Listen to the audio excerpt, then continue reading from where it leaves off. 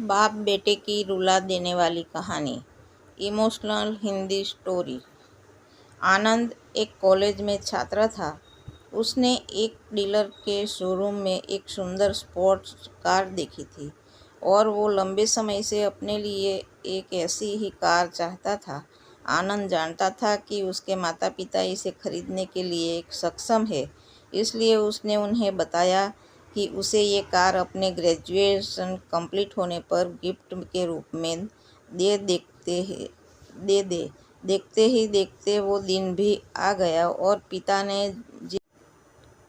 पिता ने जेम्स को अपने निजी कार्यालय में बुलाया। उन्होंने उससे कहा कि मुझे तुम्हारे जैसे अच्छे बेटे पर बहुत गर्व है।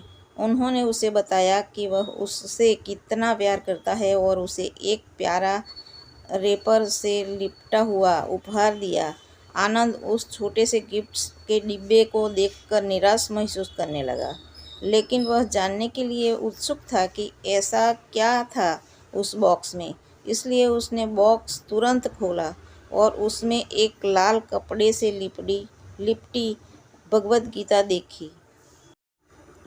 आप इतने अमीर हैं और आप मुझे केवल एक गीता दे रहे हैं।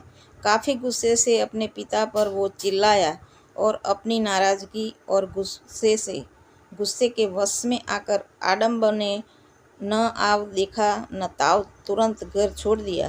काफ़ी साल बीत गए। आनंद अब एक सफल व्यवसायी बन गया था। वह अपने जीवन में खुश था।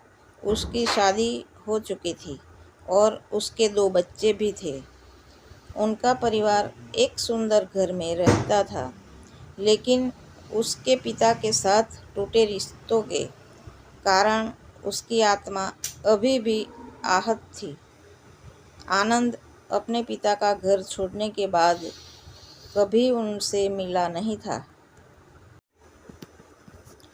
आनंद को उस दिन के बाद अपने पिता को ना मिलने का पछतावा हमेशा रहने वाला था, क्योंकि एक दिन एक पत्र मिला जिसमें उसके पिता के निधन की खबर थी और साथ ही ये बताया गया था कि उन्होंने अपने जीवन भर की पूंजी वसीयतनामा के अनुसार अब आनंद के नाम कर गए थे।